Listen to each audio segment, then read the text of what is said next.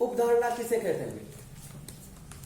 हम कौन सा एक्ट पढ़ रहे हैं? हम पढ़ रहे हैं बालिकों का संरक्षण किए जाने के लिए कौन से ऑफेंसेस से, सेक्सुअल ऑफेंसेस से प्रोटेक्शन कैसे किया जा रहा है उसके बारे में हम लोग बात कर रहे हैं। अधिनियम 2012 का है। हाँ, तो क्या कह रहा था मैं? उपधारणा। उपधारणा किसे कहते हैं? जन्म। इंडियन एविडेंस एक्ट पढ़ा है अपन ने, सेक्शन 3 किस तरह की उपधारणा करता है न्यायालय? तो ऐसे बोलो, न्यायालय उपधारणा कर सकेगा या कर सकता, न्यायालय उपधारणा करेगा या कंक्लूसिव प्रूफ होगा कि इस बात का, इसमें न्यायालय कोई उपधारणा नहीं करेगी, ये मान लिया जाएगा। तो किसे कहते हैं लेना, उपधारणा करना? प्रिजम्पशन के बारे में आप क्या समझते हैं? बताई थी मैंने, पूरी कहानी बताई थी। हालांकि इस प्रिजम्पशन को कोई डिफाइन नहीं किया गया है, पर हमने बात की थी प्री एजम्पशन। प्रिज्यूम करना मतलब मान के चलना। हाँ, प्रिज्यूम क्या किए जाने के पहले किया जाता है? इन्वेस्टिगेशन से पहले। एज्यूम किए जाने से पहले प्री एज्यूम होता है।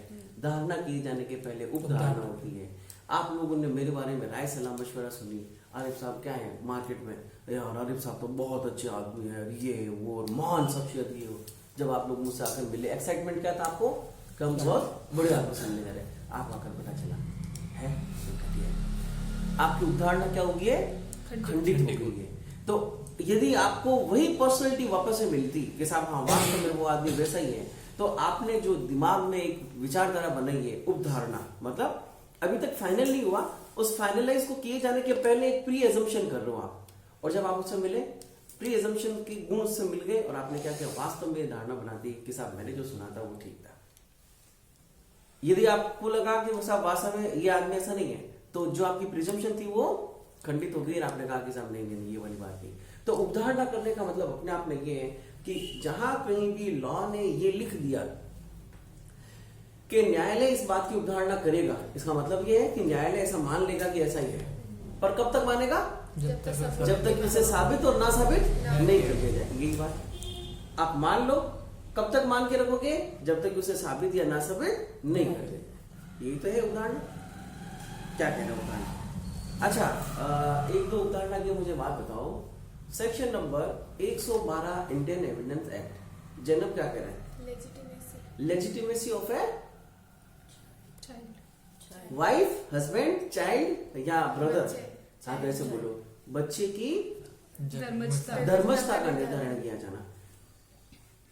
बच्चे की धर्मस्थता का निर्धारण क्या कर रही है सेक्शन नंबर? क्या बच्चे की माता कौन इस बारे में बताया जा रहा है? तो माता कौन होती है बच्चे की? जो उसे जन्म देती है। तो उसके बारे में उदाहरण किए जाने की जरूरत ही नहीं है। सवाल आता है केवल और केवल किस पुरुष के संपर्क में रहकर उसने इस बच्चे की जन्म दिया है, ठीक है? तो कौन सा पिता, मतलब कौन सा पुरुष उस बच्चे का पिता समझा जाएगा जिसमें कि जब बच्चा पैदा हो जाए और बच्चा मैच्योर हो जाए, जिससे कि प्रॉपर्टी की मांग कर सके, मेंटेनेंस की मांग कर सके, और भी वो सारे की सारी लायबिलिटी जो किसी पिता पर होती है उसकी डिमांड तो करेगा ना बच्चा। तो इस बात का सवाल कहां से निर्धारित होगा? Section number 112 Indian evidence act, जो क्या जैनब क्या कहता है सेक्शन 112? नलिनी? हाँ जैनब बताओ। विवाह विच्छेद के पश्चात 280 दिन के भीतर यदि बच्चे का जन्म हो जाता है तो यह माना जाएगा कि वो बच्चा उसी पिता की संतान है जिससे कि विवाह विच्छेद हुआ है। इस स्टेटमेंट में कहाँ करेक्शन करोगे? एक तो वेद विवाह के दौरान कोई बच्चा पैदा हुआ है। विवाह के दौरान तो उसका लेजिटिमेटी रहेगा ना। नहीं, आप एक्सेप्शन में मतलब बताना था ना, तो मैंने वैध विवाह वाला तो वैध मेरे को तो सेक्शन बताना था। क्या सवाल आएगा? या तो वेद विवाह के दौरान या विवाह विच्छेद के पश्चात, मगर ऐसे विवाह विच्छेद होने के 280 दिनों के भीतर। अच्छा, विवाह विच्छेद की ही स्थिति नहीं है, केवल क्या है, यदि उस वाइफ का हस्बैंड की डेथ भी हो गई है, और ऐसे डेथ होने के बाद विवाह विच्छेद तो हुआ नहीं है। देखो, जब विवाह हस्बैंड की डेथ हो जाती है तो विवाह डिसॉल्व नहीं होता है, वो वेद विवाह ही रहता है। इसलिए इन्होंने ये बात इसमें शामिल नहीं की है कि साहब ना यदि कोई विधवा होगी तो उसके भी 280 दिन। अरे विधवा हुई है मतलब मान लो किसी का हस्बैंड डेथ हो गई, तो तो वो विवाह डिसॉल्व थोड़ी हो गया, वो उसकी विवाहित महिला तो रहेगी है ना। तो क्या लिखा, वेद विवाह के दौरान या विवाह विच्छेद होने के 280 दिन के भीतर यदि किसी महिला किसी बच्चे को जन्म देती है तो इस बच्चे के पिता वही समझे जाएंगे जिनसे उनका ये वेद विवाह का विच्छेद हुआ है या जिससे वो विवाहित थी। ये इस बात का निश्चय सबूत होगा कि ये उसका पिता है। आया यार, एक्सेप्शन क्या है, नैना से उम्मीद की जाती है, ये एक्सपेक्टेशन नैना से की जाती है कि एक्सेप्शन के बारे में बता दे नैना। इंडियन एविडेंस एक्ट तो बहुत पढ़ा बेटा। नहीं, आपसे नहीं पढ़ा सर, एविडेंस एक बार भी नहीं पढ़ा। हाँ, अब ये वो ना पब्लिक करवा रहा हूँ, उसमें सारे के सारे वीडियो कल देख क्या होगी, फिर मेरे को ये नहीं कहूंगी कि साहब ना ये क्या। अच्छा, वैसे तो तुम सभी लोग तो उस पर पहुंच ही पा रहे हो, उस चैनल पे उसके सारे वीडियो देख पा रहे हो।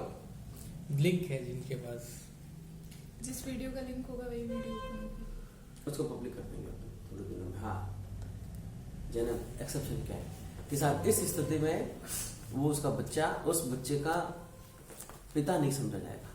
इसके बावजूद कि भी साहब वेद विवाह चल रहा था, इसके बावजूद कि भी वेद विवाह होने के 280 दिनों के भीतर रैली नहीं देगी।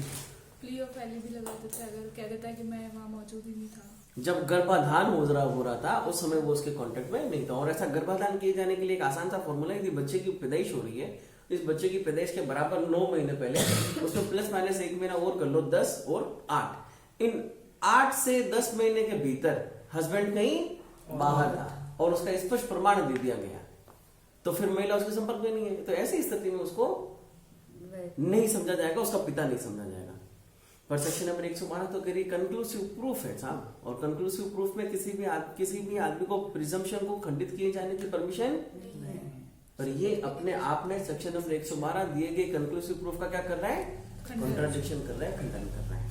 चलो, ये तो बात ही साहब उपधारणा के बारे में। और यदि अपन चलेंगे तो मैं शेल पर आ जाएंगे, जो सेक्शन नंबर 113A, 113B, 114 और 114A कहता है, जिसमें 114A क्या कह रहा है, ये कह रहा है कि यदि किसी महिला ने एलिगेशन लगा दिया किसी पुरुष पर कि साहब मेरे साथ में इस तरह की जो काम है वो मेरी कंसेंट के बिना किया गया था, कोर्ट इस बात को मानेगी, कोर्ट शेल प्रिज्यूम, है ना, कि साहब महिला जो बात करी वो एकदम। अब इसको डिस्प्रूव किसे करना है, burden of proof occur, murder नहीं है। सेक्शन नंबर 114A में मर्डर की प्रिजम्पशन नहीं है। बर्डन ऑफ प्रूफ, अच्छा, बर्डन ऑफ प्रूफ है। हाँ, तो कौन प्रूफ करेगा साहब, अब हस्बैंड प्रूफ करेगा। सॉरी, हस्बैंड नहीं, एक्यूज। वो केवल हस्बैंड पर एलिगेशन नहीं करिए, उस एक्यूज में हस्बैंड भी हो सकता है। क्या किसी विवाहित महिला के साथ उसके हस्बैंड के द्वारा रेप का ऑफेंस कमिट किया जा सकता है? हाँ, किस स्थिति में? इच्छा विरुद्ध तो विदाउट कंसेंट, और कंसेंट तो है तो इच्छा से पूर्व है, मतलब 18 वर्ष के पूर्व है तो भी। सेक्शन नंबर 375 क्या कह रहा है, 18 से 18 पहले तो इसने वो दे दिया था छूट के साथ बना 16 वर्ष तक का, तो वो तब तक हो जाएगा, है ना, मतलब जब तक ये चेंज नहीं होगा। फिर बाद में वापस करेक्शन करके डाल दिया कि नहीं सर, महिला तो कितने वर्ष की होगी, 18 वर्ष की होगी। पर हमारे यहाँ शादियां तो होती है 16 वर्ष से कम में भी होती है, मतलब अब हालांकि रेयरली केस में बच्चे पैदा हो रहे हैं इस उम्र में, पर वो तो रही है। तो क्या वो आदमी ने रेप किया है अपनी वाइफ का? तो जब तक कि वाइफ उसको एलिगेट नहीं करे तब तक वो रेप नहीं है ना। जब उसने यदि एलिगेशन लगा दिया और इसी तरह की कार्रवाई कर दी तब वो रेप हो जाएगा। हाँ, पर फिर बाद में इसको हस्बैंड को कहाँ मिलेगा साहब, कोई ऐसा प्रोटेक्शन कुछ कि साहब क्या उसको डेथ सेंटेंस या फिर लाइफ टाइम इम्प्रिजमेंट कर दिया जाएगा? यदि कोई वाइफ 16 साल से ज्यादा की उम्र की है या 18 से कम की है, या फिर कोई वाइफ ही कहते कि साहब मेरी इच्छा नहीं थी 18 साल से ज्यादा की, उसकी कंसेंट ये मैटेरियल थी बट गार्जियन की कंसेंट से वापस आती थी। एक तो एलिमेंट ये हो सकता है कि साहब सहमति किस 18 साल से छोटी की है, कंसेंट उसकी इमैटेरियल है, किसकी कंसेंट से हुआ, उसके गार्जियन की सहमति से। दूसरी बात एक और क्या था, अच्छा वो तो है सेक्शन नंबर 376B क्या कहते हैं, यदि किसी पुरुष ने अपनी वाइफ से जुडिशियल सेपरेशन में रहने के दौरान यदि इस तरह की बात की है तो फिर उसमें सजा थोड़ी सी कम है। पर यही वाली बात लिखी हुई कौन से सेक्शन में, CRPC के कि साहब यदि कोई आया याद आया? सीआरपीसी में मैरिज से संबंधित ऑफेंस के बारे में कंप्लेंट किए जाने की बात लिखी हुई थी। सीआरपीसी में हाँ। कंप्लेंट हाँ,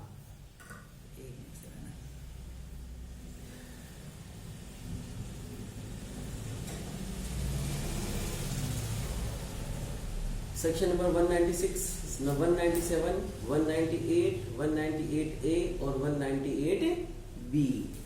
198B बता रही है सेक्शन नंबर 376 के B के बारे में कि साहब कोई भी महिला तब तक उसमें ट्रायल नहीं करेगी जब तक कि प्राइमा फेशियल ये मामला नहीं लगता है कि इसको होना चाहिए। समझ गए? चलो, उपधारणा का मतलब क्या हो गया? न्यायालय को किस आधार को बनाए रखकर काम करना है कि साहब जहां किसी व्यक्ति को इस अधिनियम की धारा 3, 5, 7, 9 के अधीन किसी अपराध को करने और करने के दुष्प्रेरण करने और करने का प्रयत्न करने के लिए अभियोजित किया जा रहा है। सेक्शन नंबर 11 के अपराध को नहीं बताया इसमें उपधारणा के बारे में। 11 क्या कह रहे हैं? सेक्सुअल हरासमेंट के बारे में प्रिजम्पशन नहीं है। बाकी सभी 3, 5, 7, 9 के अधीन अपराध, एक तो ऑफेंस की भी प्रिजम्पशन है, ऑफेंस के अबेटमेंट की भी प्रिजम्पशन है और ऑफेंस के अटेम्प्ट की भी प्रिजम्पशन है। करने के लिए अभियोजित किया जा रहा है, वहां विशेष न्यायालय यह उपधारणा करेगा कि ऐसे व्यक्ति ने वह अपराध किया जब तक कि इसके विरुद्ध साबित नहीं हो जाता है। Court shall presume.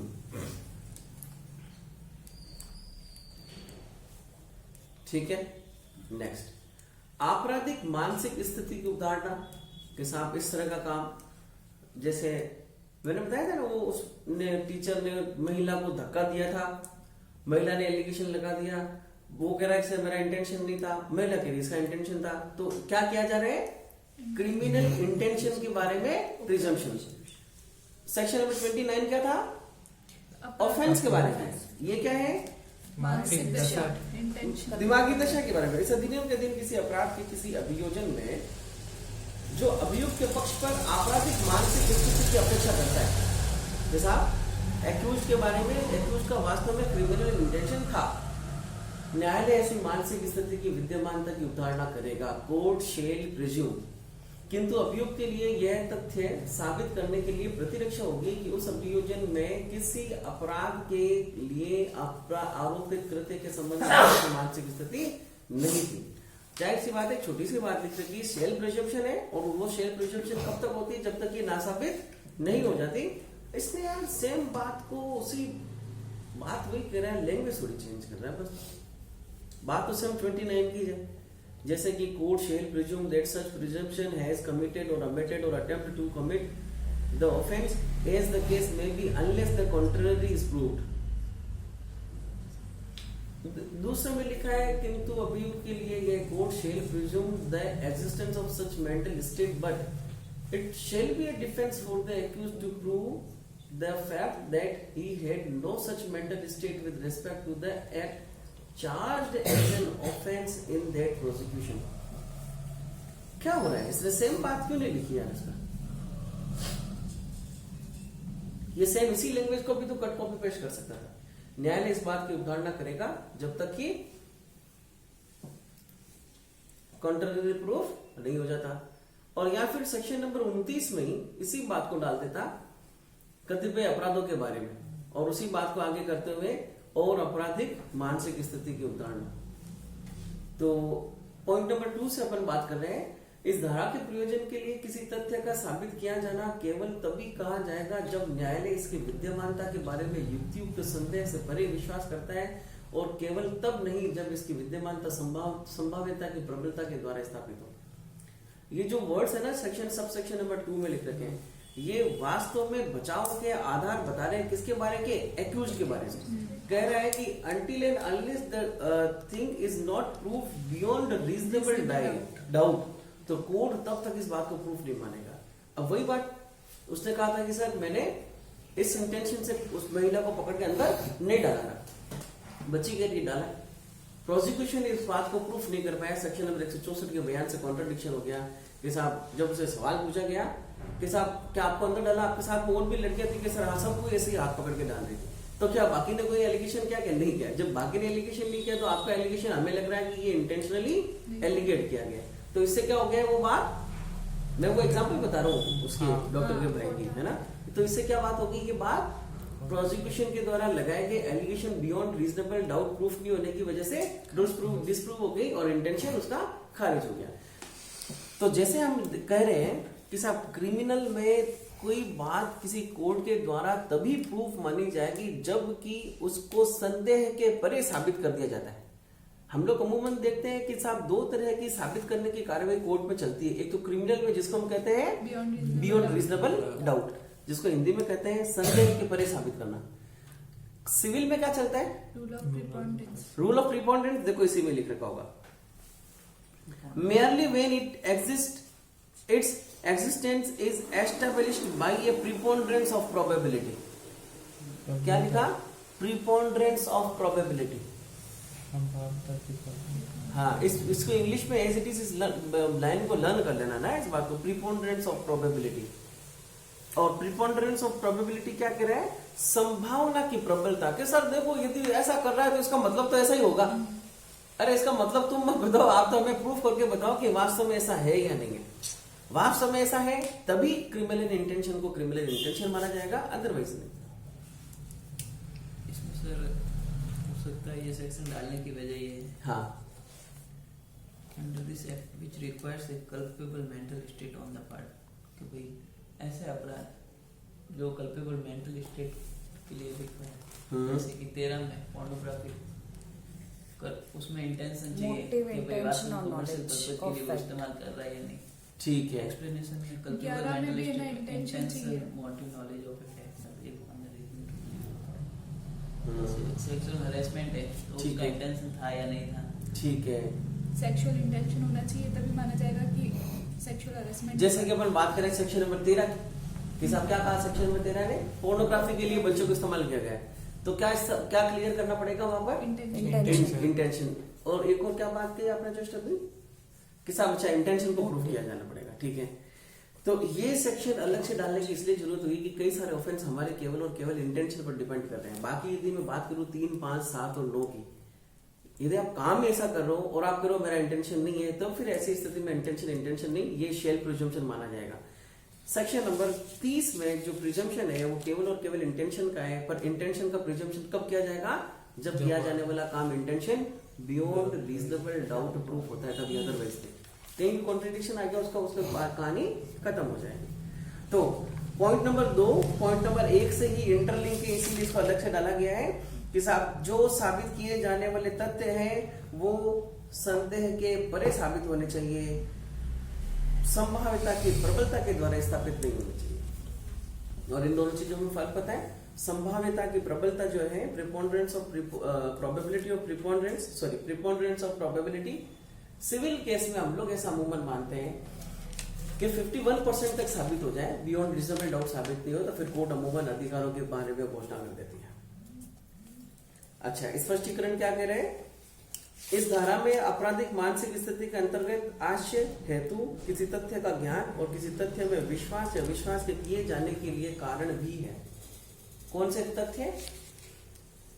कि साहब इस आदमी के द्वारा यदि ऐसा कोई काम किया गया तो इसका वास्तव में इंटेंशन था, इसको नॉलेज था, इसका ऑब्जेक्ट ऐसा था या नहीं था, वो सारी की सारी बातें यदि प्रूफ हो जाती है तभी जाके इसका इंटेंशन प्रूफ होगा। क्लियर है? तो सेक्शन नंबर 30 एग्जाम के पॉइंट ऑफ व्यू से वेरी इंपॉर्टेंट सेक्शन है, मेंस के पर्पज से।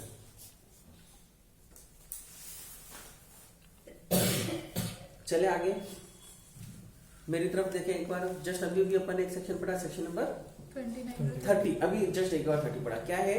प्रिजम्पशन ऑफ मेंटल स्टेट के बारे में। सेक्शन नंबर 29 कतिपय अपराधों के बारे में, प्रिजम्पशन है अपराध के बारे में। सेक्शन नंबर 28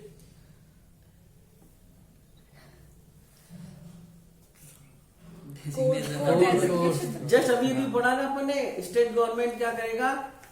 हाई कोर्ट के चीफ जस्टिस से परामर्श करके इस तरह की बात करेगा। सेक्शन नंबर 28, 29 और 30। ठीक है, 31 विशेष न्यायालय के समक्ष कार्यवाही को दंड प्रक्रिया संहिता का 1973 का लागू होना।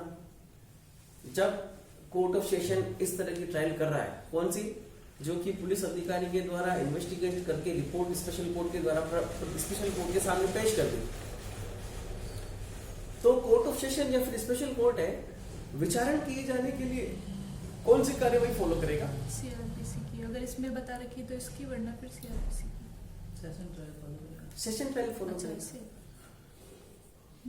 सेशन ट्रायल, समझा। जनरल सेशन ट्रायल के प्रोविजन सीआरपीसी में कौन से सेक्शन से शुरू होकर खत्म हो रहा है? सर सीआरपीसी पढ़ी नहीं मैंने, बताओ। अच्छा मेरी बात सुनो, इसका मतलब कि आपने जो कुछ पढ़ा है वो तो आपको सब याद है ना? आपने खत्म ये ऐसा नहीं है।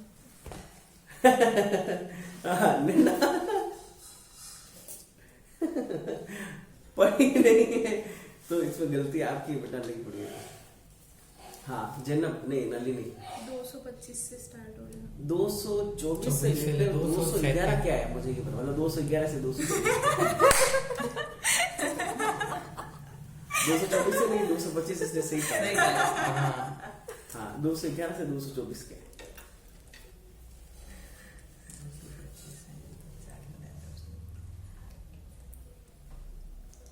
आरोपों की वजह आरोप की विवेचना। फिर सर नहीं सर वो 213 क्या है, वो उसमें आएगा या नहीं आएगा? द फ्रेमिंग ऑफ चार्जेस है 211 से 216।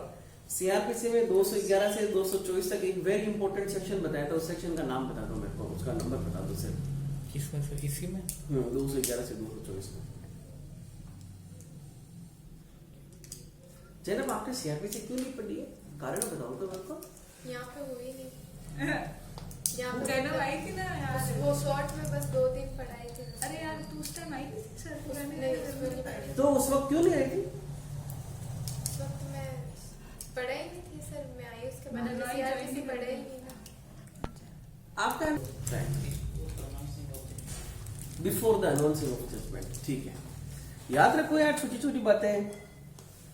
आपराधिक मानसिक स्थिति होगी, ये होगी। अच्छा क्या क्या चल रहा है? अच्छा 31 हमारा ये चल रहा था कि सेशन कोर्ट की ट्रायल कहाँ से शुरू होती है? 225 से शुरू होकर 237 पर खत्म होती है। 225 से 237 में दो अलग अलग कार्यवाही होती है। कौन कौन सी होती है? एक तो वो ट्रायल जिसमें सेशन कोर्ट के पास में मैटर कहाँ से आया है? नीचे वाली कोर्ट से कमिट करके, तो वो ट्रायल चलेगी सेक्शन 225 से 236 तक।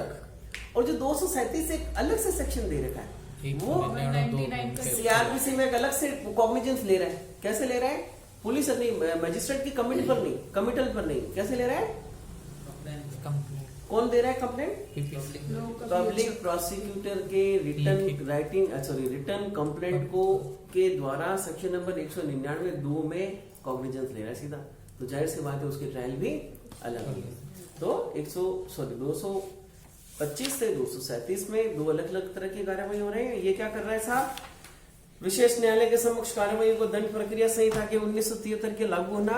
इस अधिनियम में अन्यथा उपबंधित के सिवाय दंड प्रक्रिया संहिता के उपबंध, जमानत और बंद पत्रों के संबंध के उपबंधों के सहित किसी विशेष न्यायालय के समक्ष कार्यवाहियों को लागू होंगे और उक्त उपबंधों के प्रयोजन के लिए विशेष न्यायालय किसी सेशन न्यायालय को समझा जाएगा तथा विशेष न्यायालय के समक्ष अभियोजन का संचालन करने वाला व्यक्ति लोक अभियोजक ही समझा जाएगा। हो गया 31। कोर्ट ऑफ सेशन कौन सी ट्रायल करेगा? सेशन सेशन ट्रायल करेगा। सेशन ट्रायल में शुरुआत कहाँ से होती है? 225 में लोक कार्यवाही लोक अभियोजक के द्वारा सुनी जाएगी। और जाहिर सी बात है कि सब कोर्ट ऑफ सेशन के सामने लोक अभियोजक कार्यवाही इसलिए शुरू कर रहे हैं जब तक कि लोक अभियोजक मतलब पब्लिक प्रोसिक्यूटर किसी भी एक्यूज के बारे में बियॉन्ड रीजनेबल डाउट इस बात को प्रूफ नहीं कर देता कि वास्तव में एक्यूज ने ऑफेंस किया है। कोर्ट ऑफ सेशन इस बात की प्रिजम्पशन करेगी कि एक्यूज क्या है? Accused is an innocent person. तो शुरुआत कौन करेगा? पब्लिक। तो पीपी साहब चाहे पोक्सो के मामले में करे चाहे किसी दूसरे मामले में करे, जब तक कि बियॉन्ड रीजनेबल डाउट साबित नहीं होता एक्यूज पर्सन के बारे में प्रिजम्पशन की हो रही है, प्रिजम्पशन ऑफ इनोसेंस। तो विशेष लोक अभियोजक कर रहा है साहब। राज्य सरकार राजपत्र में अधिसूचना के द्वारा ये कर देगा लोक से ये पब्लिक प्रोसिक्यूटर कौन होगा। विशेष लोक अभियोजक की नियुक्ति साहब। अच्छा मेरे सेक्शन अलग दे रखा है क्या 32 में? 7 वर्ष, ये सेम है, ठीक है। के दिन किसी भी विशेष लोक अभियोजक के रूप में नियुक्त किए जाने के लिए कोई व्यक्ति केवल तभी पात्र होगा यदि वह किसी भी अधिवक्ता के रूप में 7 वर्ष से अन्यून अवधि के लिए व्यवसाय में रहा हो। 7 वर्ष से कम नहीं, सॉरी 7 वर्ष से कम नहीं, उसको क्या अपॉइंट कर दिया जाएगा? Public prosecutor special special public prosecutor, क्योंकि ये स्पेशल कोर्ट क्यों है, इसलिए अपन ने इसको स्पेशल केस।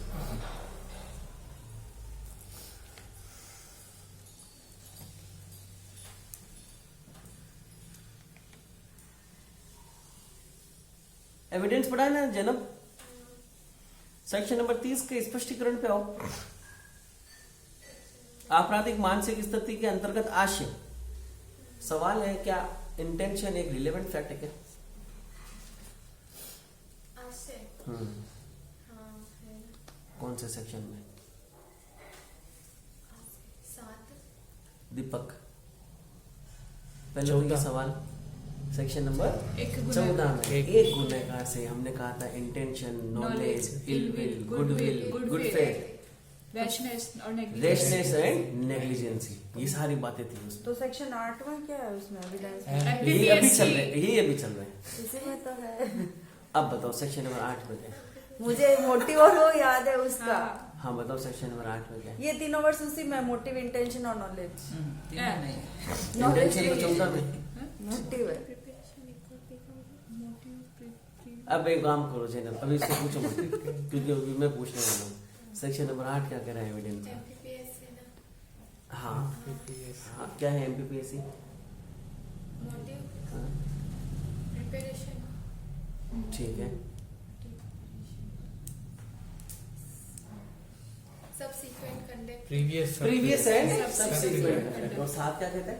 नहीं रुको, 7 क्या कहता है? एक ही आता 8 नंबर। अरे यार 7 को भी तो अपन ने ऐसे ही याद रखा है था दीपक। सीईओ, किसी भी कंपनी के चीफ एग्जीक्यूटिव ऑफिसर होते हैं, उसी को अपन ने सीईओ के नाम से जाना था। Cause, effect and officer. और सेक्शन नंबर 6 रेस जेस्ट, एक ही सही व्यवहार के भाग होना। सवाल यही था मेरा कि इंटेंशन को कौन से सेक्शन में रिलेवेंट माना है? सेक्शन नंबर 14 में। और सेक्शन नंबर 14 में, सेक्शन नंबर 14 में कितने एक्सप्लेनेशन है? 2। यही सवाल था मेरा अगला, तुमने ये बोल ही दिया कि एक्सप्लेनेशन 2, 4 नहीं मैं तो है। ये बोली थी नेशनल हैंडलूम से याद रखा था इंटेंशन वाला। नेशनल हैंडलूम आएगा सेक्शन नंबर 15 में। हाँ मतलब इंटेंशनली लगाई थी या एक्सीडेंट? काम इंटेंशनली था या एक्सीडेंटली था? सेक्शन नंबर 32 हो जाएगा। क्या लिखा है साहब इस धारा के दिन विशेष लोग? एक्सप्लेनेशन तो पूछ रहे थे। मैंने इसके नीचे लिखा हुआ था ये 7 में सीईओ या 8 में ये, फिर लिख रखा है 8 में आशय हेतु किसी तथ्य का ज्ञान और किसी भी तथ्य में विश्वास या विश्वास किए जाने का कारण। अब मैं वापस यहाँ ऊपर पहुंचा कि डबल स्टार लगा हुआ है, मैंने सेक्शन नंबर 8 से रिलेवेंट किया था उसको, तो थोड़ा सा रिवीजन हो जाता है ना अपना वहाँ पर, और कोई बात नहीं। तो 3 क्या कह रहा है? इस धारा के अधीन विशेष लोक अभियोजक के रूप में प्रत्येक व्यक्ति दंड प्रक्रिया संहिता की धारा 2 के खंड प के अंतर्गत एक लोक अभियोजक समझा जाएगा और इस संहिता के उपबंध के अनुसार तदनुसार। ये कौन सा? 2U सीआरपीसी में। सीआरपीसी में 2A क्या है Deepak? The first definition given in CrPC 2A bailable. और जिन्हें ना बेलेबल ऑफेंस किसे कहते हैं? कोशिश करो, पढ़ा है अपन ने कभी?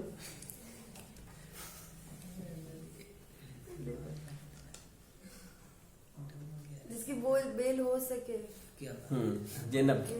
Zainab bailable offence. हाँ, जो शेड्यूल नंबर प्रथम में बेलेबल डिक्लेयर कर रखे हैं। तो फॉर्म्स दे रखे हैं भाई 1, 2 शेड्यूल, इस 1 के 2 पार्ट A और B, इस 2 के नहीं, 1 का पार्ट है जिसमें कितने टेबल के सेक्शन है? यदि मैं सीरीज को हटा दूं, सीरियल को हटा दूं तो 5 है, और 1 2 3 4 5 को भी ले लूं तो 6 है। बेलेबल और नॉन बेलेबल किया जाना कौन से नंबर ग्रुप पे? सबसे फर्स्ट है सीरीज, सेकंड धारा, 3 धारा का नंबर, सजा, हाँ सजा, 4 नंबर 5 में कॉग्निजेबल और नॉन कॉग्निजेबल और non cognizable, Bailable, 5 bailable non bailable, 6 tribal language code. ये तो याद रखो जैनब, आप हो रही हो तुम, ये बात अपन ने कई बार की है शेड्यूल के बारे में। चलो, विशेष न्यायालय की प्रक्रिया। अच्छा, ये मैंने क्यों बताया था अभी, ये जस्ट बात क्यों टू है, यूज 2U से मैं बात करना चाह रहा था। 2A से शुरू होकर 2U के बाद में 2WB WB क्या है, 2WA WA हाँ, सर 2WA क्या है, विक्टिम विक्टिम ये मेरे को 2WB इसलिए याद रहा क्योंकि वो इंग्लिश में ब है। है हाँ, वो ब गए है ना, तो क्या है साहब, विक्टिम की डेफिनेशन कब जोड़ी थी, 2008 में। 357 अच्छा 18 भी 18 का एक इधर से इधर शिफ्ट हो गया। हाँ यश, आपको बेटा अभी इन्वॉल्व नहीं कर पा रहे क्योंकि आपके लिए थोड़ा सा लगेगा, है ना। चलो, विशेष न्यायालय की प्रक्रिया और शक्तियां। अब क्या क्या है साहब, प्रक्रिया और शक्तियां, 7 8 9 शक्तियां हैं साहब, पढ़े आराम से। अब विशेष न्यायालय की शक्तियां कब है, जब विशेष न्यायालय घर पे अपनी मैडम के सामने बैठा है उस वक्त। कब है, रिपोर्ट आ गई उसके सामने, जब उसके सामने रिपोर्ट आई है, जब उसको ट्रायल करना है, क्या ये इन्वेस्टिगेट कर रहे हैं, कार्रवाई करेंगे ना आपका इन्वेस्टिगेशन होने के बाद में। इन्वेस्टिगेशन होने के बाद में मजिस्ट्रेट का रोल कहाँ तक सीमित था इसमें, कहाँ तक सीमित है मतलब मजिस्ट्रेट का रोल आया था क्या, हाँ सर वो अभी कथन अभिलेख कर रहा था तब। और कथन जो अभिलेख किए जा रहे थे इन्वेस्टिगेशन का पार्ट है वो। इन्वेस्टिगेशन के पार्ट है, कौन से सेक्शन में उसने किया था, 25 सेक्शन नंबर 25। और सेक्शन नंबर 25 में सीआरपीसी के कौन से सेक्शन की प्रक्रिया फॉलो की थी उसने, 164, जिसके प्रोविजन सेक्शन नंबर 164 के सब सेक्शन नंबर 1 के फर्स्ट नंबर प्रोवाइजो जिस पर लागू नहीं होगा दे देता कि साहब लोग कमिट किया मामला। पर इस प्रोसीजर में क्या है, कमिट नहीं है, डायरेक्ट गई है प्रोसीडिंग, सीधा उसी को जाएगा। तो फिर ये मजिस्ट्रेट कॉपी कब देगा, 173 जब 173 की रिपोर्ट आ कॉपी गई दी गई है। अब 207 की उस समय कार्रवाई क्यों नहीं की गई, क्योंकि मजिस्ट्रेट इस मामले में कमिट नहीं कर पाएगी। अपन सेक्शन नंबर 25 का 2 पर वापस आ गए। कब दी जा रही है, जब पुलिस रिपोर्ट प्रस्तुत की जा रही है। पुलिस रिपोर्ट प्रस्तुत किए जाने पर कब दे रहे हैं 207 की कॉपी, जबकि कोर्ट ऑफ सेशन में सीधा ही पेश किया गया क्योंकि इसके द्वारा कमिट नहीं है। सेक्शन नंबर 33, विशेष न्यायालय की प्रक्रिया क्या है, इंग्लिश में पढ़ रहा हूं है ना बेटा। Procedure and powers of special court, 2 बातें बता रहा है सेक्शन नंबर 33, पावर्स भी बता रहा है और प्रोसीजर भी बता रहा है। स्पेशल कोर्ट में take cognizance of an offence, साफ लिखा है स्पेशल कोर्ट ऑफेंस को कॉग्निजेंस में ले सकता है, लेगा नहीं, ले सकेगा मतलब वो मना भी कर सकता है। A special court may take cognizance of an offence without the accused being committed to it for trial. यदि मैंने accused को कमिट नहीं किया है तो भी, तो ये कौन से सेक्शन का हवाला दे रहे हैं भाई, 193 का। 193 क्या कह रहा है CrPC, court of session will not take cognizance until and unless the matter is committed to that। और फिर बाद में क्या लिखा सेकंड में, if special act या फिर any provision of CRPC given the provision to take committal need to take cognizance without committal, then court of session is empowered to take cognizance। Section number 193। मेरे को थोड़ी थोड़ी English आती है, बहुत आती है, बहुत सारी आती है। इतनी तो आए तो इतनी आ जाए तो मजिस्ट्रेट को बंद। A special court may take cognizance of any offence without the accused being committed to it for trial। क्या है साहब, अमूमन हमने नियम पढ़ा है कि कोर्ट ऑफ सेशन बिना सुपुर्द किए गए कॉग्निजेंस नहीं लेता। सेक्शन नंबर 33 कह रहा है कि बिना सुपुर्द किए भी कॉग्निजेंस ले लेगा। Upon receiving a complaint of facts which constitute such offence or upon a police report of such facts। Complaint पर या पुलिस रिपोर्ट पर, या तो कंप्लेंट में भी कॉग्निजेंस ले सकता है और पुलिस रिपोर्ट पुलिस रिपोर्ट में भी। अपन ने कहीं पढ़ा है क्या कि साहब कोर्ट ऑफ सेशन को या स्पेशल कोर्ट को अपन ने कंप्लेंट की,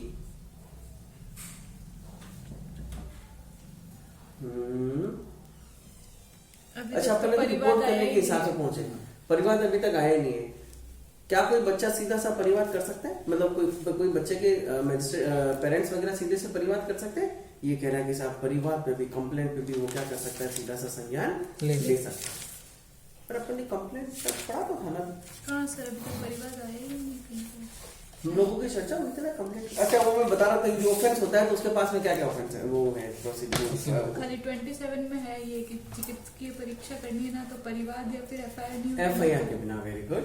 वहां लिख रखा है कि साहब यदि आपका कोई रजिस्ट्रेशन नंबर नहीं भी मिला है तो भी आपको मेडिकल वो करना पड़ेगा। आगे, द स्पेशल पब्लिक प्रोसिक्यूटर और as the case may be the counsel appearing और the accused shall while recording the examination in chief, cross examination or re-examination of the child, communicate the questions to be put to the child to the special court, which shall in turn put those questions to child. क्या कहा इसने? Court of session trial कर रहा है और trial करते वक्त जाहिर सी बात है किन तरह के क्वेश्चंस आते हैं, किसी भी बात को साबित और ना साबित करने के लिए क्वेश्चन आएंगे। हाँ। और वो क्वेश्चन कौन से एग्जामिनेशन में पूछे जाते हैं? Chief examination in chief, cross examination और re examination. Examination in chief किसके द्वारा की जाती है? जो बुलाएगा। मतलब क्या हो गया, बच्चे का इस एग्जामिनेशन में किए जाने वाले क्वेश्चन कौन पुट कर रहा है उसके सामने? Public prosecutor, special public prosecutor, क्योंकि उसकी भी तो बुलाया और उसकी पैरवी कौन कर रहा है? पब्लिक प्रोसिक्यूटर भी तो कर रहा है। ये पढ़े जनरल प्रोसीजर, यहाँ पर नहीं। बच्चों वाले उसके अंदर ये वाली कहानी नहीं होगी, बच्चों वाले में क्या होगी ये बात अलग है। तो सवाल ये है, examination in chief general, examination in chief, cross examination और री एग्जामिनेशन का जो वो है सीरियल या सीरीज, इंडियन एविडेंस एक्ट के कौन से सेक्शन में बता रखा है? The series of examination 137। Very good, कह सकती हो पढ़ा। तो सबसे पहले क्या होता है? एग्जामिनेशन इन चीफ, जिसने बुलाया है वही करेगा। फिर होता है क्रॉस एग्जामिनेशन, कौन करेगा?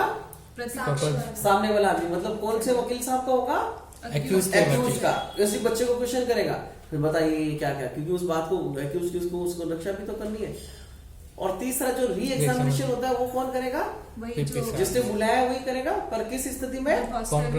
जब एग्जामिनेशन इन चीफ में, सॉरी, क्रॉस एग्जामिनेशन में कोई नया क्वेश्चन आ जाए तो न्यायालय की परमिशन से उस नए क्वेश्चन की वापस से क्या किया जा सकता है? Examination in chief. और जब किसी भी क्वेश्चन के एग्जामिनेशन इन चीफ होगा तो उसका वापस से re examination, sorry, cross examination.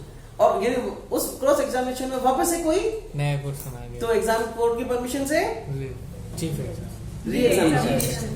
और री एग्जामिनेशन में फिर वापस कोई क्वेश्चन आता है नया तो ये चलता रहेगा। तो ऐसा कहानी चलती रहती है ना। तो ये क्या कह रहे हैं साहब? यथास्थिति विशेष लोक अभियोजक या अभियुक्त के लिए उपसंचालक होने वाले काउंसिल बालक की मुख्य परीक्षा, प्रति परीक्षा और पुनः परीक्षा अभिलेखित करते समय बालक से पूछे जाने वाले प्रश्न विशेष न्यायालय को संसूचित करेगा, जो पुनः उन प्रश्नों को बालक के समक्ष रखेगा। तो जो कोई भी एग्जामिनेशन करना है, इसमें क्या किया जा रहा है? क्वेश्चन का फॉर्मेट बनाकर, चाहे प्रोसिक्यूशन के द्वारा चाहे एक्यूज पर्सन की काउंसिल के द्वारा, क्वेश्चन का फॉर्मेट बनाकर कोर्ट ऑफ सेशन के सामने प्रोड्यूस किया जाएगा। फिर court of session in questions के फॉर्मेट को बच्चे के सामने पेश करवाएगा। मैं डायरेक्टली उससे नहीं पूछेंगे। डायरेक्टली पूछेगा तो बच्चा डर जाएगा। वो क्या रहा है, कोई 8-10 साल का हुआ हो तो। सर ये काउंसिल में कौन लोग होते थे? सीआरपीसी में जो पढ़ा था। हाँ, यदि अपन सीआरपीसी का क्वेश्चन पूछ रहे हैं क्या? हाँ, तो भाई काउंसिल में कौन होता था? सेक्शन भी नहीं याद है। 27 कौन से काउंसिल का पूछ रहे हैं? ये काउंसिल जो है ना, इसमें जो बता रखी है ये उसमें सीआरपीसी में है कहीं पे। उप संजात होने वाला काउंसिल, बालक की मुख्य परीक्षा, प्रतिपक्षी काउंसिल तो आप दोनों की बात कर रहे हैं। यहाँ पे काउंसिल देखो, ये काउंसिल तो कौन है? एक्यूज का वकील साहब है। नहीं, दोनों की बात कर रहा है ना सर। एग्जामिनेशन इन चीफ तो प्रोसिक्यूशन सर, ये काउंसिल है ना, प्रतिपक्षी काउंसिल है ये।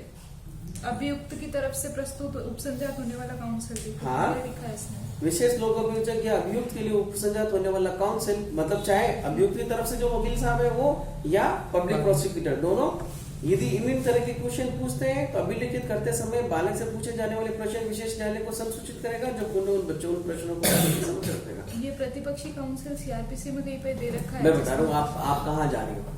आप जा रही हो सेक्शन नंबर 267 के A, B, C, D, E, F, G, H तक। और क्या कहता है सेक्शन 265? Pre bargaining. और प्री बार्गेनिंग में क्या होता है? जज साहब, एक्यूज्ड, मतलब विक्टिम के वकील और कंप्लेनेंट, इन तीनों की काउंसिल बनती है वो कहते हैं कि साहब इसको हमने फ्रेमिंग ऑफ चार्ज कर दिया है और ये अपनी प्ली को, अपनी गिल्टी को स्वीकार कर रहे हैं, तो अब क्या करना है? यदि वो हाँ कर दे, कौन? कंप्लेनेंट, तो मतलब यदि वो दोष सिद्ध हो रहा है तो आधी सजा नहीं, उसकी मैक्सिमम सजा की 1/4 और तो मिनिमम सजा की आधी सजा पर फिर उसको कॉम्प्रोमाइज किया जाना है। एक तो काउंसिल यहाँ पर है, दूसरा सीआरपीसी पर काउंसिल का है भाई।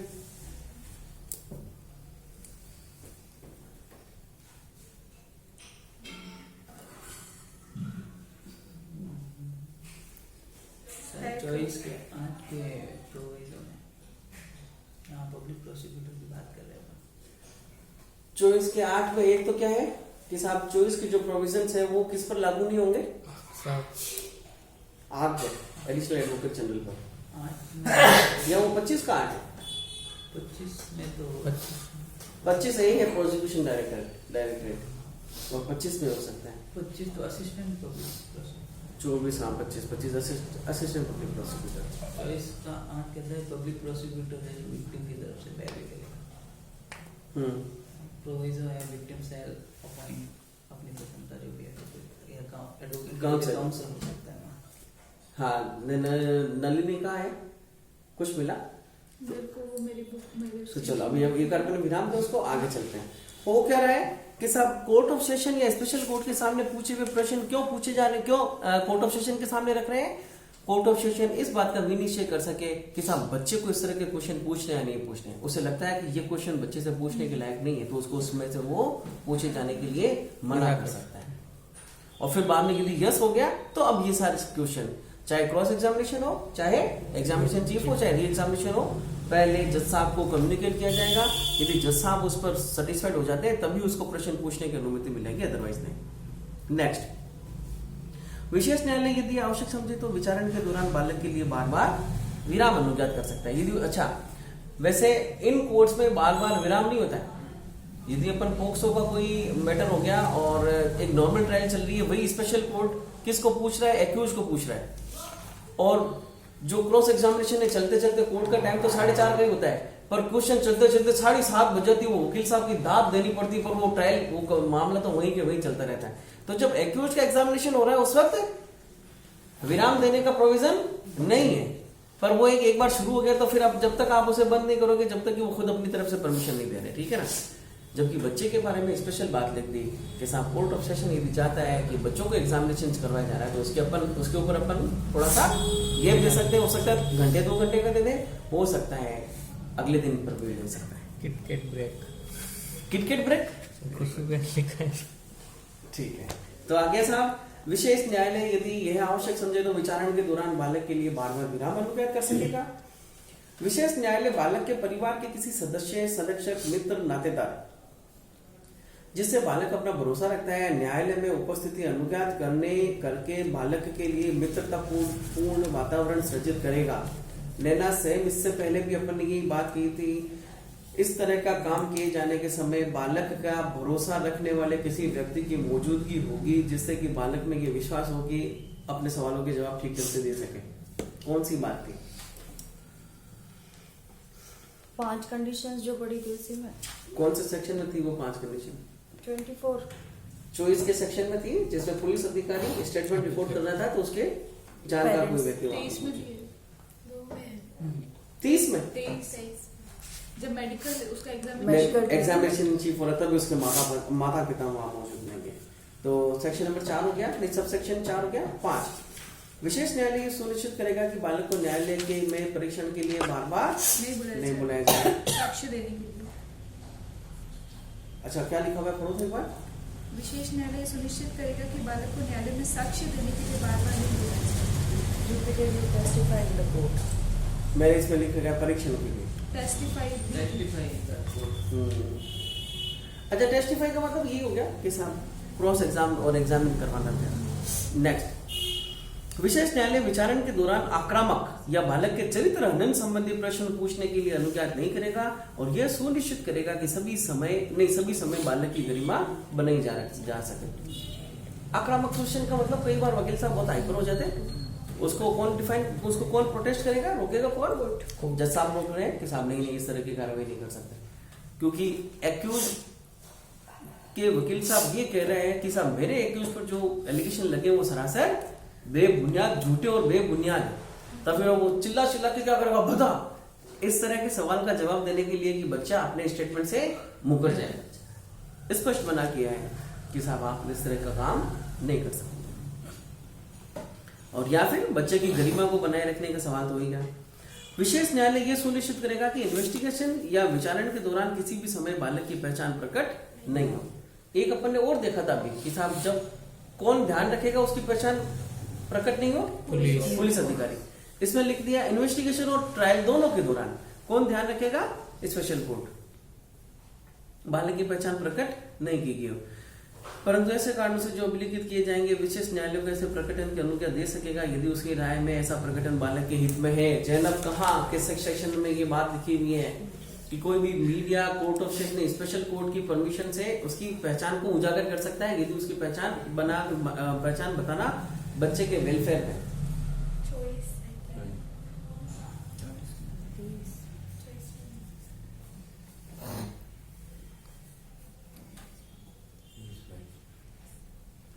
हाँ, सेक्शन नंबर 23 में क्या है, मेडिकल एग्जामिनेशन। 22 में मीडिया, 21 में 22 में फाल्स है, 21 में मीडिया। हाँ 22 में तो हो गया फाल्स, मिथ्या कोई भी आरोप लगाया गया, वो 21 में नहीं है, 22 में पनिशमेंट फॉर फॉल्स कंप्लेंट और 23 है मीडिया पे। ठीक है, 23 प्रोसीजर फॉर मीडिया के लिए प्रक्रिया। 23 तो हो गया प्रोसीजर फॉर मीडिया और 23 में फिर लास्ट में लिखा हुआ है परंतु में दो के परंतु में 23 के कि सब बच्चे की जो आपने कितना बोला था 23 क्यों बोला था, ये बच्चा ठीक बोला यार, आपने डिमोरलाइज कर दिया बच्चों को, ये 23 बोला था। मतलब इसकी कैचिंग पावर ठीक है, इसने अभी भी इस बात को सोचा है और उसका जवाब याद रखा है इसने कि साहब स्पेशल कोर्ट की परमिशन से पहचान उजागर की जा रही है तो ऐसा प्रोविजन सेक्शन नंबर 23 में होता है। ठीक है, तो विशेष न्यायालय इसकी पहचान दे सकता है। नेक्स्ट, इस उपधारा के प्रयोजन के लिए बालक की पहचान में बालक के कुटुंब, विद्यालय, नातेदार, पड़ोसी की पहचान या कोई अन्य सूचना जिसके द्वारा बालक की पहचान का पता चले सम्मिलित है। एक आदमी ने लिख दिया कि साहब मैं उसका नाम तो नहीं लिख रहा पर उसके नानेरा का नाम लिख रहा हूं, तो उसका नानेरा का नाम लिखने से भी क्या हो गया, उसके कुटुंब की पहचान हो चुकी है। तो ऐसी कोई भी बात जो उसकी पहचान को करे उसमें कौन कौन शामिल है, कुटुंब, विद्यालय, नातेदार और पड़ोसी की पहचान वगैरह इस तरह की बात। समुचित मामले में विशेष न्यायालय बालक के लिए उसे कारित किसी शारीरिक या मानसिक आघात के लिए किसी दंड के अतिरिक्त प्रतिकर कैसे समुदाय जो कि विहित की जाए ऐसे बालक के तुरंत पुनर्वास के लिए निर्देश दे सकेगा। रिहेबिलिटेशन के लिए निर्देश दे सकेंगे यदि बच्चा चाइल्ड इन नीड है तो जाहिर सी बात है, और यदि चाइल्ड इन नीड नहीं है और बच्चा कॉम्पिटेंट था उसके साथ इस तरह का ऑफेंस हुआ तो उसको कॉम्पनसेट तो किया ही जा सकेगा। विशेष न्यायालय के पास इस अधिनियम के उपबंधों के अधीन रहते हुए इस अधिनियम के अधीन किसी अपराध के विचारण के प्रयोजन के लिए सेशन न्यायालय की सभी शक्तियां होगी। ट्रायल करने के लिए किसकी पावर्स होगी उसके पास में, कोर्ट ऑफ सेशन की, और ऐसे अपराध का विचारण इस प्रकार करेगा मानो वह सेशन न्यायालय और यथा संभव सेशन न्यायालय के समक्ष विचारण के लिए दंड प्रक्रिया संहिता में भी निर्दिष्ट प्रक्रिया का अनुसरण करेगा। 225 से 237।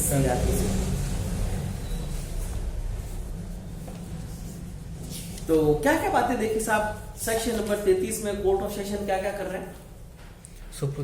नंबर 1 बात बिना कमिटल के कॉग्निजेंस। 2 एग्जामिनेशन, क्रॉस एग्जामिनेशन, जितने भी एग्जामिनेशन है उनमें ट्यूशन करने से पहले वो देखेगा फिर उसको वेरीफाई करेगा। 3 समय समय पर क्या दे सकता है, उसको विराम दे सकता है। 4 पहचान को सुनिश्चित किए जाने के फैक्ट्स को वो क्या करेगा, रोक कर रखेगा जब तक कि उसके खुद के वेलफेयर के नीड नहीं हो। 5 आक्रामक प्रश्न वगैरह पूछने से रोकेगा उसको, आक्रामक प्रश्न पूछने से रोकेगा। 6 विक्टिम के पेरेंट्स वगैरह कोई विक्टिम के पेरेंट्स को वहां पर मौजूद कर सकता है जिससे कि माहौल फैमिलियर बने, शांतिपूर्ण उसका मतलब उस एक उसके फैमिलियर वातावरण बन जाए। 7 सेशन कोड की सारी शक्तियाँ सेशन कोड की सारी शक्तियां होगी। 8 child friendly atmosphere. Compensation rehabilitation और कंपनसेशन दिया जा सकता। हो गया।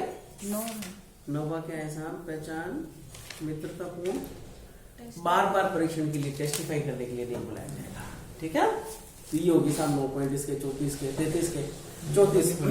सर ऐसा जरूरी तो नहीं है कि जिस पॉइंट को जिस नंबर पे लिखा है वही लिखना ऐसे है, मत ऊपर लिखना। नीचे चल जाएगा। आराम से चलेगा, पर मान लो इसमें कोई क्वेश्चन आ जाए ऐसा ही, रिहेबिलिटेशन दिए जाने के प्रावधान सेक्शन नंबर 33 का 4, कौन सा 2, clause 8, है? 9, हाँ, तब तो फिर उसमें 8 करना ही पड़ेगा, पर इतना यूं गहरा क्वेश्चन पूछते नहीं है अमूमन। नेक्स्ट, बाकी अपनी किस्मत खराब हो तो कुछ नहीं। हाँ बाकी किस्मत। तो क्या कहते हैं कि जब क्या कहते हैं बोलिए कि जब किस्मत खराब हो तो मुंह पे बैठे वाले को उनको तक आ जाए। हाँ, इसी को ऊपर कहते हैं जब टूटे भाग फकीरा के तो भरी चिलम ढुल जाए। मतलब एक फकीर आदमी था, नीड कोई कर गया कि उसने 2, 4, 5 रुपए इकट्ठे किए हैं 5-10 दिनों से 10-20 रुपए, क्या लेकर आया? फकीर क्या करता है आपको बताइए? नशे में पड़ा रहता, आराम से चिल्लम में भर रहे भरी उसने 10 दिन से, तो कोई आज पाते है कि साहब आज चिल्लम पीऊं, आज चिल्लम पीऊं। और वो पीने ही लगा था कि पाँव फिसला, वो चिल्लम हाथ से गिरी और वो सारी चिल्लम जुड़ गई। अब चिल्लम में क्या होता है? तंबाकू भरते हैं, नशा भरते हैं। यदि कोई पैसे वाला आदमी होता था तो आप पैसा देकर लेकर आ जाएगा दूसरी, पर फकीर है तो बाप रे 10 दिन में 10 दिन और इंतजार करना पड़ेगा। तो क्या कहते हैं इस स्थिति को? फूटे भाग फकीरा के तो बड़ी चिलम ढुल जाए। बालक के द्वारा उसके बच्चे की टैक्स आ गई। बालक के द्वारा किसी अपराध के घटित होने और विशेष न्यायालय के द्वारा आयु का अवधारण करने की दिशा में प्रक्रिया। कि साहब जैसे ही अपन है ना पुलिस रिपोर्ट पेश की जाएगी एक्यूज्ड के अगेंस्ट में, पुलिस अधिकारी के द्वारा एक्यूज प्रोटेस्ट पिटीशन पे पेश करेगा। जाहिर सी बात है कि साहब ये जो एलिगेशन है वो खराब है, बेकार है, घटिया है, ऐसी बात नहीं है। और दूसरी बात कि सर बच्चा 18 साल का अभी तक नहीं, बच्चा 18 साल की उम्र तो कब कहीं पार कर चुका है। ये इसके पेरेंट्स झूठ बोल रहे हैं कि साहब हमारे क्लाइंट को क्या किया इन्होंने, झूठे एलिगेशन पे लगाए हैं। तो सवाल सबसे पहले किस बात का डिटरमाइन करना पड़ेगा? एज का। यही है कहानी वो कि साहब बालक के द्वारा किसी विशेष अपराध के घटित होने और विशेष न्यायालय के द्वारा। अच्छा, उसको महेश को कल मैसेज नहीं मिला क्या? महेश अपने उस ग्रुप पर है तो बैठा था तभी तो। पर क्या कह रहे हैं? बालक के द्वारा किसी अपराध के घटित होने और विशेष न्यायालय में आयु। सबसे पहला प्रश्न क्या होगा साहब? एज का ही तो होगा। तो फिर एज डिफाइन करनी पड़ती है कि वास्तव में एज उसके 18 साल से कम है या नहीं है। तो फिर इसके लिए क्या क्या डॉक्यूमेंट लेता है कोर्ट ऑफ सेशन? या तो स्कूल की टीसी के साथ बच्चे का जिस स्कूल में दर्ज किया गया था ना टीसी में, देखिए ऑफेंस तो आज घटित हुआ है, एडमिशन कब किया था? 3-4 साल पहले। तो उस वक्त किसी बच्चे का या फिर बच्चे के पेरेंट्स को पता थोड़ी था कि इस तरह की कोई एक हमें षड्यंत्र बनाएंगे और उसमें किसी आदमी को फंसा देंगे। उस वक्त तो नहीं था, ऑफेंस आज घटित हुआ है। तो ऐसी कोई बात जो कि पुरानी हो चुकी है उसका उस ऑफेंस से कोई लेना देना नहीं है, तो उसको उठाता है स्कूल कि साहब आप बताओ उसमें क्या लिखेंगे। तो स्कूल की टीसी मंगवाते हैं। स्कूल की टीसी कौन लेकर आता है? स्कूल के टीचर लेकर आते हैं। उसको कॉल करते हैं कि साहब बताओ इस महिला के क्या जो टीसी में जो डेट लिखी हुई वो वास्तविक ठीक है नहीं है, जिस दिन आई थी उसने क्या क्या डॉक्यूमेंट पेश किए थे। जो मेरा मित्र है दाऊद करके, तो उसने क्या किया, एक महिला को ऐसा एडमिशन तो करवा लिया और उसके पास में बच्ची की डेट ऑफ बर्थ का कोई प्रूफ नहीं था। तो उन्होंने गुड फेथ में क्या कर दिया, एडमिशन ले लिया और डेट ऑफ बर्थ अपने हिसाब से मेंशन कर दी। वो महिला भाग गई। महिला का मतलब कि बच्ची किसी के पुरुष के साथ भाग गई, पकड़ा गया। बच्चे की पेरेंट्स ने उस बच्चे पर एलिगेशन लगाया कि बच्ची की उम्र 18 साल से कम है। 18 साल से कम में उसने क्या कर दी, टीसी तलब करवा दी। एडमिशन करवाने वाले कौन थे? मेरे मित्र दाऊद साहब। उसको बुला लिया कि साहब आप जाएगा उसकी एज कैसे कर रहा है साहब। जहां इस अधिनियम के दिन कोई अपराध किसी बालक के द्वारा किया जाता है वहां ऐसे बालक पर, देखो ऑफेंस किसके द्वारा किया जा रहा है? बालक के द्वारा। तो अब ट्रायल कैसे होगी? जी बालक के द्वारा किया जाता है। वहां ऐसे बालक पर किशोर न्याय बालकों की देखरेख और संरक्षण अधिनियम 2000 के उपबंधों के अधीन कार्यवाही होगी। इस अधिनियम के अधीन कार्यवाही नहीं होगी क्योंकि इसमें एक्यूज कौन है? बालक खुद है। बालक कितने साल से कम का? 18 18 से साल कम। से भाई इसमें बालक की डेफिनेशन कहाँ है कि बालक शब्द जहाँ है उसकी उम्र 18 से कम है। तो उसकी ट्रायल होगी साहब जे में। Juvenile justice care and protection of children, ठीक है, गुड। अब अगली बात क्या कह रहा है, यदि विशेष न्यायालय के समक्ष किसी कार्यवाही में इस संबंध में कोई प्रश्न उठता है कि कोई व्यक्ति बालक है या नहीं है। अब देखो पॉइंट नंबर 2 पर ये कहानी चली है कि कोई व्यक्ति बालक है या नहीं है, इसका मतलब ये है कि बालक, दोनों स्थिति में बालक पूछा जा रहा है कि या तो बालक के द्वारा ऑफेंस किया गया है या बालक के विरुद्ध ऑफेंस किया गया है। सवाल ये है कि ये वास्तव में बालक है या नहीं है। तो ऐसे प्रश्न का अवधारण विशेष न्यायालय के द्वारा ऐसे व्यक्ति की आयु के बारे में स्वयं का समाधान करने के पश्चात किया जाएगा और वह ऐसे अवधारण के लिए उसके कारणों को लेखबद्ध करेगा। और वो स्वयं का समाधान क्या कहलाता है? टीसी हो सकता है, उसका डेट ऑफ बर्थ हो जाए, उसका आधार कार्ड हो जाए, और भी कई सारी तरह की चीजें होती है। और मान लो इन तरह से में कोई भी चीज नहीं है तो फिर वो क्या कराएगा? कार्बन मैपिंग करवाएगा। अच्छा, कार्बन मैपिंग में क्या होता है, जब किसी आदमी की डेथ हो जाती है ना, तो उस डेथ में फिर उसकी जो हड्डियां निकालते हैं, उस हड्डियों की कार्बन मैपिंग करवाते हैं। उससे पता चलता है कि डेथ हुई भी किसी भी व्यक्ति की उम्र लगभग कितनी रही होगी। तो इंसानों में भी होता है ऐसा। तो आज तक डायनासोर्स के पता था। हाँ, इंसानों में भी। यदि किसी बच्चे की, महिला की डेथ ही कमिट कर दी मान लो, और उसको जला ही दिया, फिर उसकी एज कैसे डिफाइन करोगे? और मान लो उसका कोई रिकॉर्ड था ही नहीं, तब फिर प्लस माइनस करके थोड़ी सी एज ही आ जाती है, उसका खुद का जो समाधान है वो कर लेता है। कार्बन मैपिंग जिसको, अच्छा, मतलब किसी को गार्ड भी देते हैं तो फिर पता चल जाता है कि कितने दिन। तो हो गया साहब बच्चा। सेक्शन सबसेक्शन नंबर 2 में है ना, बालक की डेफिनेशन है, मतलब बालक की एज है, और बालक कौन कौन है? जिसके विरुद्ध हुआ और जिसने की है। चाहे किया हो चाहे जिसके विरुद्ध, दोनों है।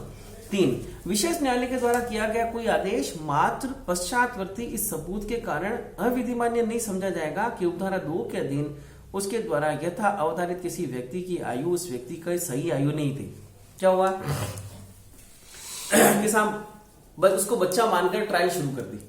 किसको? जिस बच्चे के विरुद्ध अपराध हुआ है उसको 18 साल से कम मानकर ट्रायल शुरू कर दी।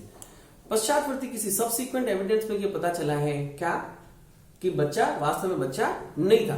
तो जो कार्यवाही की गई है वो कार्यवाही अविधि मान्य नहीं हो जाएगी। चलो उसको शिफ्ट कर दो इधर से उधर से कि साहब चलो आज तक ये ट्रायल हो रही थी, अब अपन ये ट्रायल कर देते हैं। तो इसका मतलब जो एविडेंस हुई है, जो एग्जामिनेशन हुआ है, क्रॉस एग्जामिनेशन हुआ है, जिन जिन प्रोसीजर में हुआ है, पहचान को रोकने की बात हुई है, वो सारी की सारी चीजें इनवैलिड नहीं होगी, वो चीजें तो वैलिड ही रहेगी। सेक्शन नंबर 35 क्या है साहब? बालकों के साक्ष्य को अभिलिखित करने और मामलों को निपटाने की अवधि। अवधि। टाइम क्या हो गया?